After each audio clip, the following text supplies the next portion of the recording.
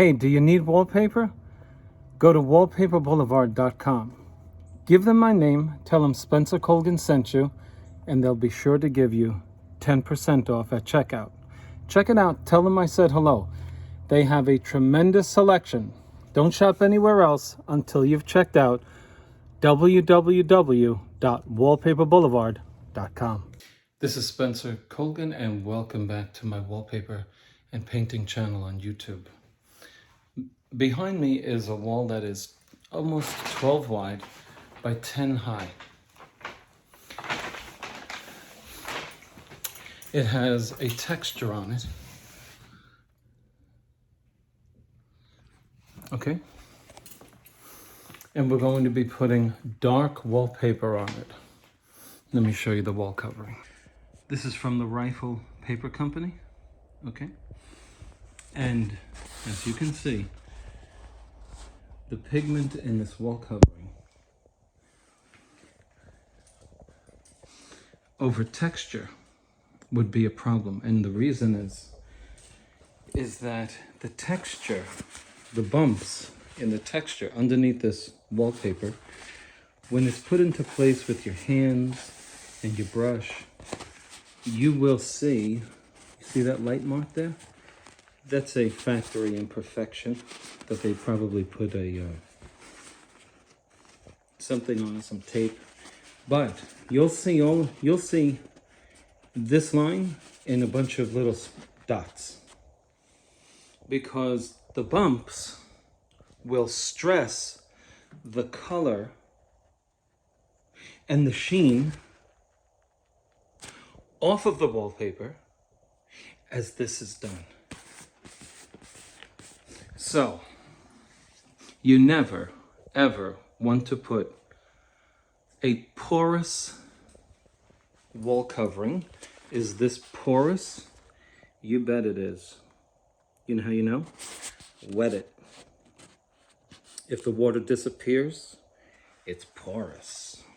Okay? If you have vinyl, and it's all vinyl, not so much a factor. But generally speaking, residential wall covering over texture is a no-no.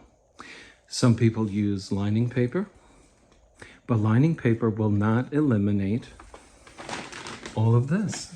It'll mask a lot of it. But when you have light coming in on a wall, look at those shafts of light. And these aren't even fully open.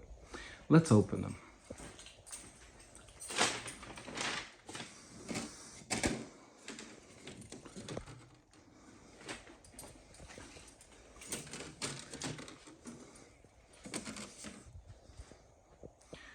When you have these shafts of light coming in here,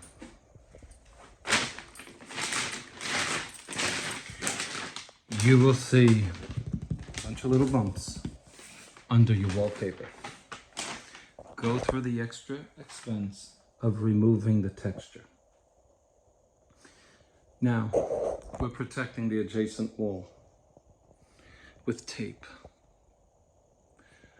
Okay, very important. We're protecting the floor with a fabric drop cloth, but on top of that, paper. Once your drop cloths get all messy with plaster, you gotta, it's time to clean them off. And that takes time. So we cover it with paper. And then I took my drywall sander and just saved myself some time by knocking off the highs. Okay? So if you can imagine yourself looking at mountain peaks, I knocked them down, I shaved them down, okay? So that my skim coat will be a little less time consuming. I'll roll my skim coat on.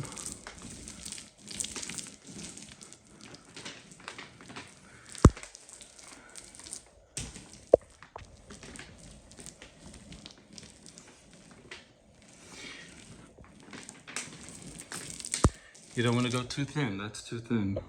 That's nice.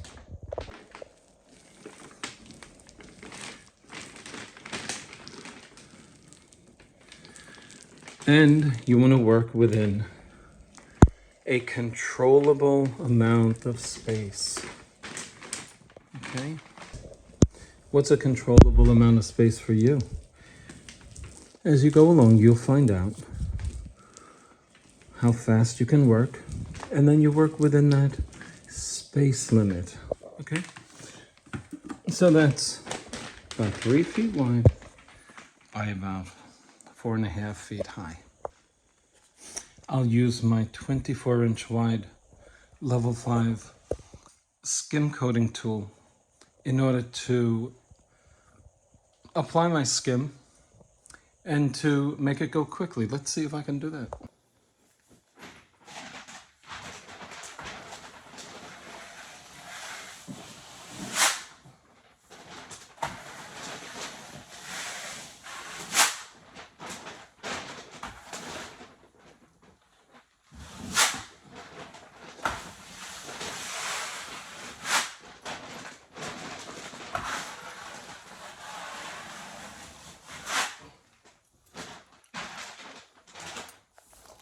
Okay, let's go up close.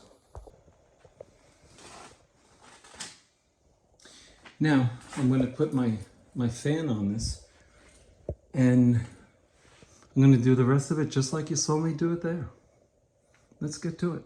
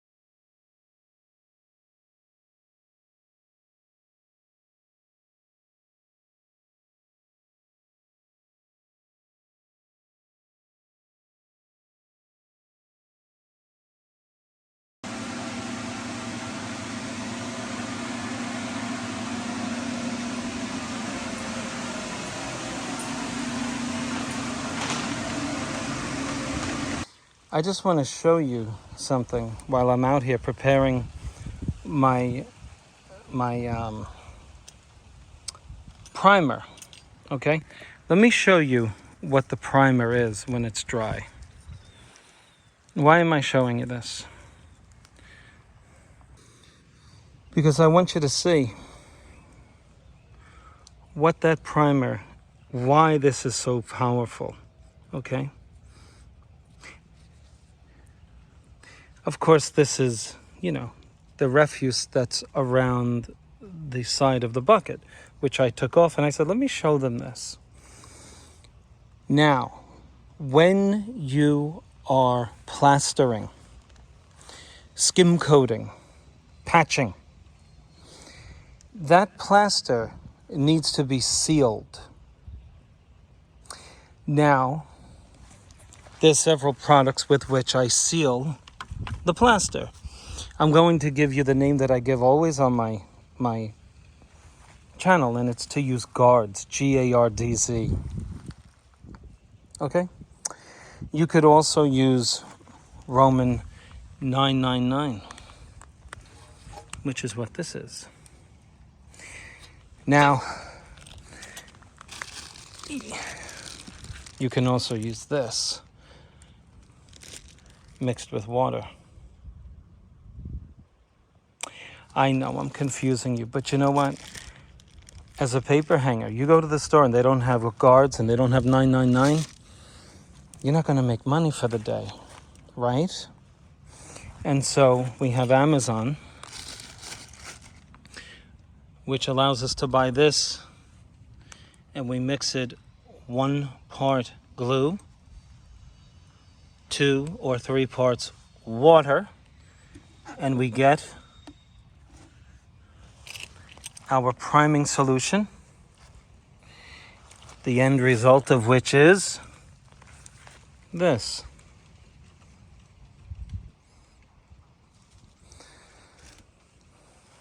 All of it seals the wall. Some of it is better than others under certain circumstances. How quickly you install the wallpaper after applying it, is there plaster underneath it, or is it a painted wall, etc., etc., etc. For this application in this video, it's either guards, 999, or weld bond plus water. Please don't ask me 1,000 questions about it. I don't have the time to answer a ton of questions about it. You have to seal your plaster. Do not use paint to seal your plaster. You will pull the paint right off of the wall. Paint is not a primer. If you're a wallpaper hanger, you need nets. These are nets that clean out your products from sitting in your truck. This is a wet version of what I showed you dry just moments ago. And the net, which is reusable, goes in the bucket. Then you pour your solution into it. From your old bucket, mix up new stuff, and this is the leftover from what was in the old. If this gets on your wall, you're going to get home late, because after your primer dries, you're going to be sanding this off of the wall. So use a net.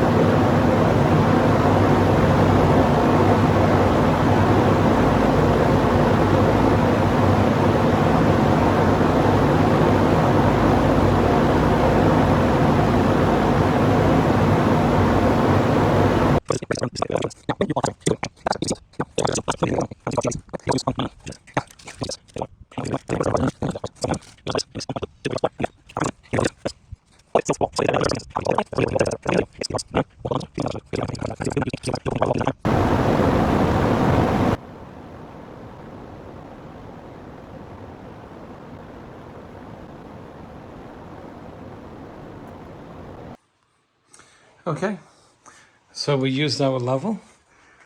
The wall happens to be perfectly straight, and consequently our first forward edge is perfectly straight as well.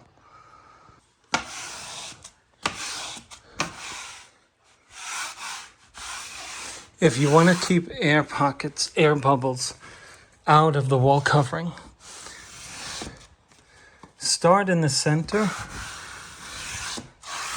and like you're getting off the highway, make a turn. This way you will cover every square inch and you won't skip anything. You want to start in the middle, because if there's a bubble here, you don't want to start over here and drag it all the way over here, or start here and drag it all the way over here, right? So you're starting in the middle and you're taking any bubbles to the least path of exit, right? So that's why we start in the middle methodically. Right, right, left, left, left. And that's why we do it like that. Okay? Microfiber cloth. Don't press too hard. Always check your cloth to see if your color is coming off. If it is, notify the customer immediately to avoid liability. Always tell the customer, you know why? You share the problem, because if you don't, it's your problem and you didn't tell them.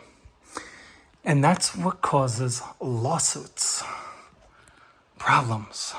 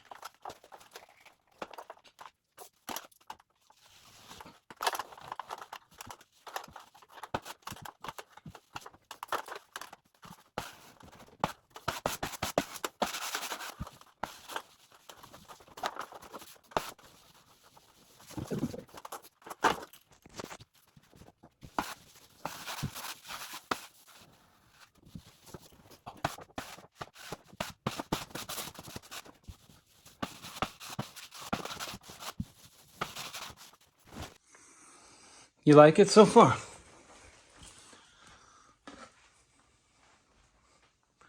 Well, let me show you a little problem with this wallpaper that happens every single time I hang it.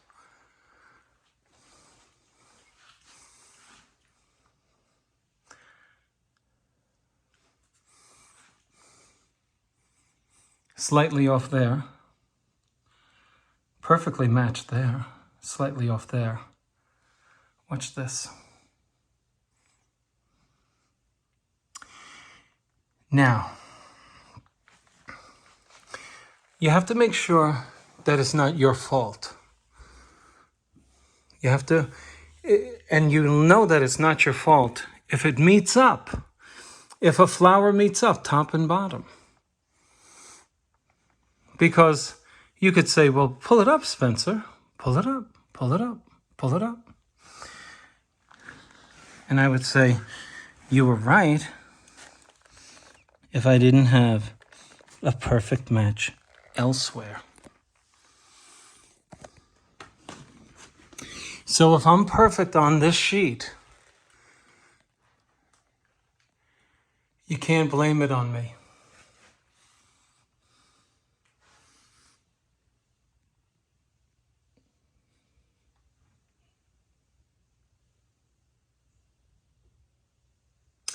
It's just something with this wallpaper. Okay? It's something with the wallpaper. And I notified the customer. I told the customer, here's our seam here, look. I mean, this is eye level, folks.